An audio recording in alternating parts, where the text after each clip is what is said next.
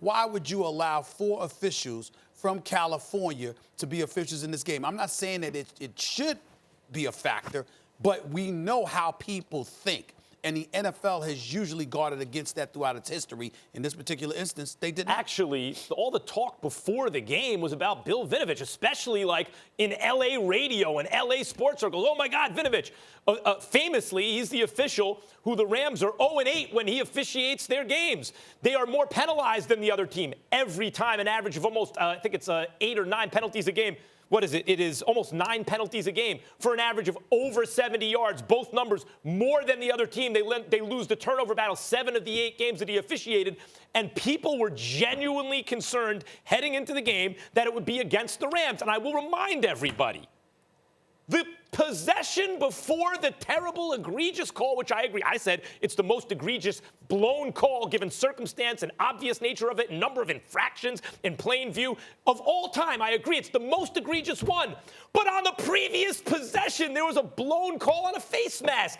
I saw it in real time. It was obvious to the naked eye, but the officials didn't call it. And all I could think of that moment is, oh my God, Rams fans, listen, they just blew it, but there are going to be conspiracy theories after this. And then it went the other way. I don't think anyone was thinking before the game, 4 officials were from SoCal. They were all thinking Vinovich and the Rams. Now, after the fact, ex post facto, as they say, we want to go back and complain about the NFL, that there are 4 officials from SoCal. By the way, I bet you there are more players in the game who either came from SoCal or Florida or Texas or New Jersey, because that's where most of the players in the NFL come from. Should we be up in on this? Ridiculous. They got assigned to the game. It had no bearing on the outcome. D. Wood, who's right?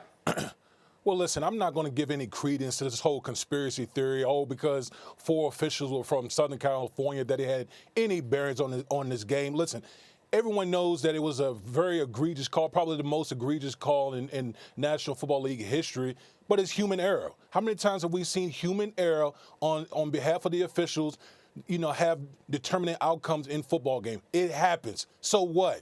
Deal with it. You lost the game.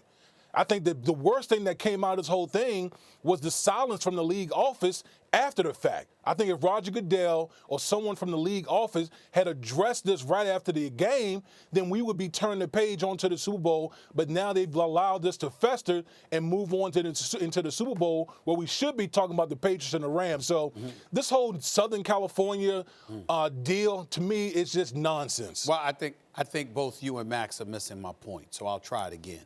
I'm not saying that I have a problem with the officials being from L.A.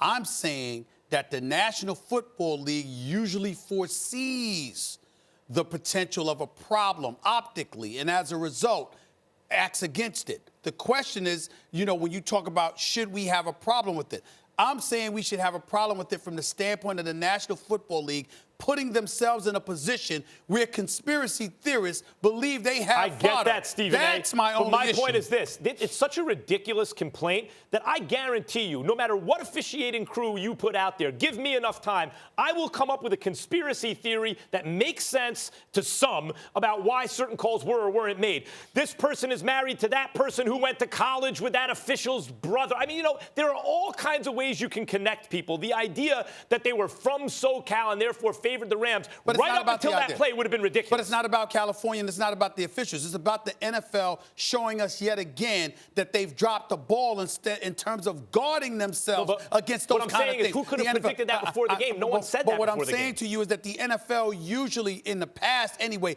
they've usually done a really, really good job of guarding themselves and shielding themselves from such things. Over the last few years, they've dropped the ball on several occasions. To me, this is the latest one simply because it's something so fundamental that you need to guard against. The fact that they didn't shows to me that at times they can be accused legitimately of being asleep at the wheel. That's the point. Maybe I'm just immune to the NFL just having bad optics. Okay. So, that might be the case for me. But I just don't buy into this whole, Southern California and influence or any of that nonsense. I'm just not into that at all. My question is this, Stephen A. I'm addressing your point. I don't think I'm missing it. Vinovich was the bigger controversy.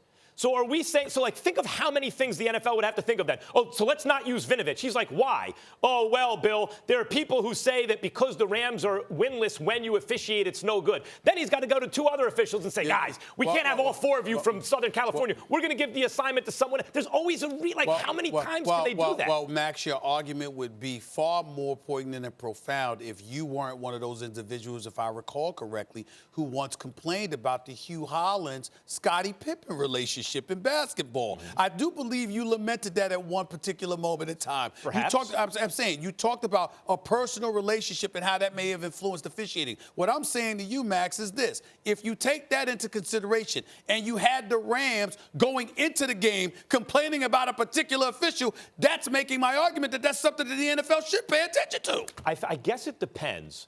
Do you think the evidence or the strength of the relationship rises to the level where you could have a credible conspiracy theory? I don't think this is credible. I'm with that question. All I'm saying is it's still a question. And the mere fact that it's a question, why not just eradicate that for an NFC Championship game as opposed to just leaving it out there? Can I throw one very quick question at D. Wood? Because I think I was sensing something from your voice. Do you feel like it's time for the people in New Orleans, the team, the fans, and everybody else to just let this thing go? Yeah, it's time to let it go. Listen, we've talked about this thing ad nauseum about the call, and everyone knows it's egregious. But the Saints had other opportunities to win this game. The way they mismanaged the one drive where they didn't run on first down and were able to milk the clock. I mean, there were just certain situations in the game that they just bundled Drew Brees throwing an interception in overtime. So yeah, I get it. Yeah, it was a bad call, but. Come on now, you guys had plenty. You guys had opportunities to win the game. It's time to turn the page to the Super Bowl. Mike, you know how fast they moved on from a bad call? The blown face mask. The Saints fan, they moved on from that call. Next play, they moved on from that call. They don't want to move on from this one.